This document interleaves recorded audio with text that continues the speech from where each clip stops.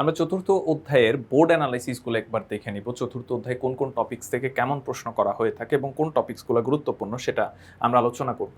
এখানে দেখো আমরা মোটামুটি পুরো অধ্যায়টাকে 8টা টপিকসে ভাগ করেছি। কোন কোন টপিকস থেকে কোন কোন বোর্ড প্রশ্ন আসে সেটা আমাদের এখানে উল্লেখ করা আছে যে কোন টাইপস থেকে হচ্ছে বেশি প্রশ্ন করা হয়ে থাকে। এরপরে দেখো আমাদের প্রথম টপিকসটা হচ্ছে জ্ঞানমূলক প্রশ্ন। তো জ্ঞানমূলক প্রশ্নে যে নিষ্ক্রিয় অঙ্গ কাকে বলে, এই প্রশ্নটা দেখো অনেকগুলো বোর্ডে আসছে। এই প্রশ্নটা তার মানে হচ্ছে যে এটা খুব গুরুত্বপূর্ণ প্রশ্ন।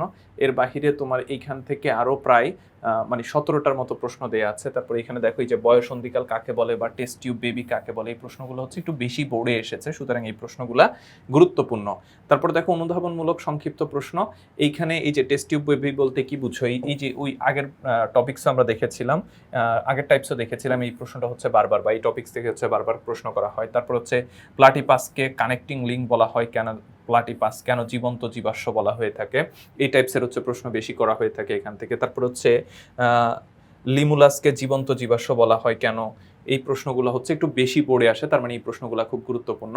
তারপর টাইপস 3তে আমরা একটু আলোচনা করি। টাইপস 3 আমাদের সৃজনশীলের জন্য ঘ এর জন্য, এখানে বয়সন্ধিকালে পরিবর্তনের কারণ ও প্রভাব ও লক্ষণ। এখানে দেখো মোটামুটি 4-5টা প্রশ্ন করা হয়ে থাকে, তার মানে এটা মোটামুটি টাইপস ইম্পর্টেন্ট। তবে এখানে রিসেন্ট টাইমে প্রশ্ন করা হচ্ছে, এই যে Jashore board 25, Rajshahi board 25, Chittagong board 25 এখান থেকে প্রশ্ন করা হয়েছে।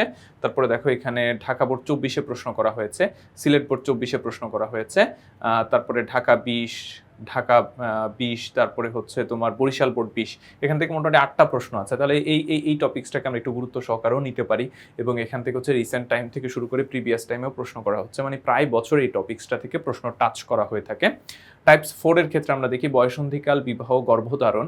এখানেও দেখো এই যে 25-এ প্রশ্ন আসছে, 20-এ প্রশ্ন আসছে, এখানে খুব বেশি প্রশ্ন নাই এবং হচ্ছে রিসেন্ট টাইমে এই টপিক্স থেকে খুব একটা প্রশ্ন করা হচ্ছে না, তার মানে এই টপিক্সটা আমাদের জন্য খুব একটা গুরুত্বপূর্ণ না, তবে আমরা প্রিপারেশনের জন্য অবশ্যই দেখব। এখান থেকে মোটামুটি হচ্ছে আমাদের প্রশ্ন আছে কতগুলা,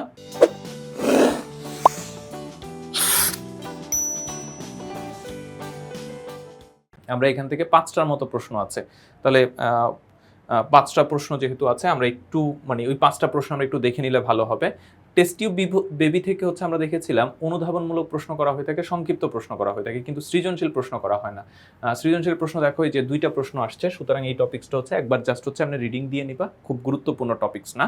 তারপরে হচ্ছে টাইপ 6 সন্তানের লিঙ্গ নির্ধারণ, এই টপিক্স থেকে কিন্তু অনেকগুলো প্রশ্ন করা হয়ে থাকে এবং এখানে দেখো হচ্ছে রিসেন্ট টাইম থেকে শুরু করে যে Rajshahi board 25, Chittagong board 25, Jashore board 25, Comilla board 25, তারপরে ঢাকা বোর্ড 24, তারপরে চট্টগ্রাম বোর্ড 24, সিলেট বোর্ড 24, এখানে অনেকগুলা বার হচ্ছে প্রশ্ন করা হয়ে থাকে।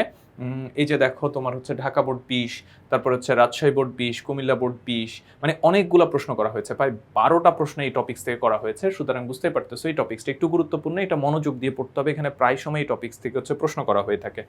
টাইপ 7 এর ক্ষেত্রে আমরা দেখি জীবনের উৎপত্তি ও বিকাশ, এখান থেকে হচ্ছে যে কিছু প্রশ্ন করা হয়েছে। এখানে দেখো একটা উদ্দীপক দিয়ে, যে এরকম টাইপ উদ্দীপক দিয়ে প্রশ্ন করা হয়, 1-2টা প্রশ্ন আছে এখান থেকে, তার মানে এটা জাস্ট একবার দেখে নিবা।